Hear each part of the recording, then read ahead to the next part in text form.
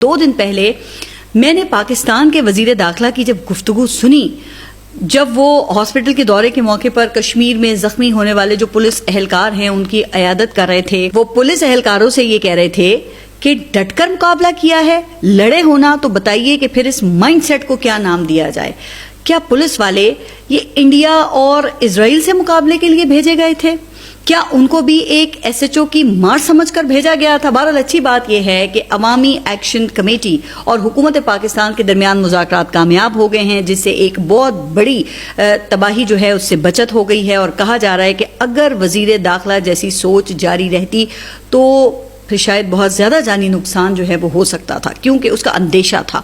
चूँकि intelligence report में बता दिया गया था कि मामला हाथ से निकल गया है, जिसके बाद वज़ीर आज़म को बरतानिया में राब्ता करके कमेटी तश्कील दी गई, जिसने मुजफ्फराबाद जाकर मुज़ाकरात किए। अगरचे 10 कीमती जानों का ज़िया हुआ, लेकिन जिस तरह का इश्तियाल वहाँ के लोगों में रियासत के हवाले से पाया जाता था, तो उसको देखते हुए मुज़ाकरात की कामयाबी बहुत ही अच्छी पेशरफ्त है। चूँकि आज़ाद कश्मीर से इस तरह के जज्बात भी सामने आ रहे थे, और आपने सुने होंगे कि जिसमें एहतजाज करने वाले ये कह रहे थे कि अगर ये सब जारी रहा तो भारत और पाकिस्तान में कोई फर्क नहीं रहेगा। तो ऐसे में वजीर दाखिला जैसी सोच आज़ाद कश्मीर के लोगों को पाकिस्तान से मजीद दूर ले जाती। तो जनाब, वो मुजफ्फराबाद में तो बस नहीं चला, लेकिन इस्लामाबाद प्रेस क्लब पर धावा बोलकर माइंडसेट का भरपूर मुजाहरा किया गया। सहाफियों को कश्मीरी समझ के तशद्दुद का निशाना बनाया गया, जिसके बाद फिर वो तलाल चौधरी माफी मांगने के लिए पहुंच गए। आप ऐसे काम ही क्यों करते हैं जिस पर फिर बाद में आपको माफी मांगनी पड़े? अब अवाम को आपकी माजरत की नहीं बल्कि आपकी सोच में तब्दीली की जरूरत है, जिसके तहत आप लोग ये अवाम को कोई कीड़े मकोड़े समझकर कुचलने के लिए हम वक्त तैयार रहते हैं।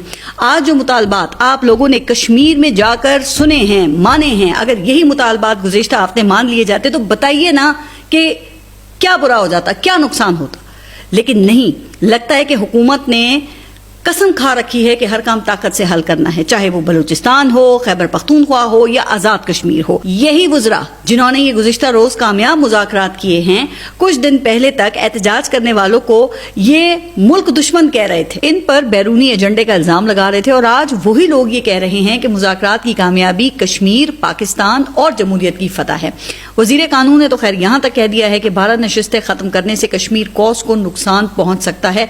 अब पता नहीं कि इससे कश्मीर कौस को कैसे नुकसान पहुंच सकता है। अलबत्ता ऐसी सोच से कश्मीर कौस को नुकसान जरूर पहुंचेगा, जिसका मकसद इस्लामाबाद में बैठकर कश्मीर को कंट्रोल करना है। और कहा जाता है कि जिसके लिए फिर ऐसी वजूहात तराशी जाती हैं कि फिर अगर इस पर कोई एतराज करे तो उसे मुल्क दुश्मन करार देकर कुचलना फिर शुरू कर दिया जाता है। अब जिन 2 नुकात के ऊपर ये हुकूमत पाकिस्तान अड़ी हुई है, इस पर ये लीगल एक्शन कमेटी बन गई है जो महाजरीन की नशिस्तों और अशराफिया की मराद का जायजा लेगी। अच्छा,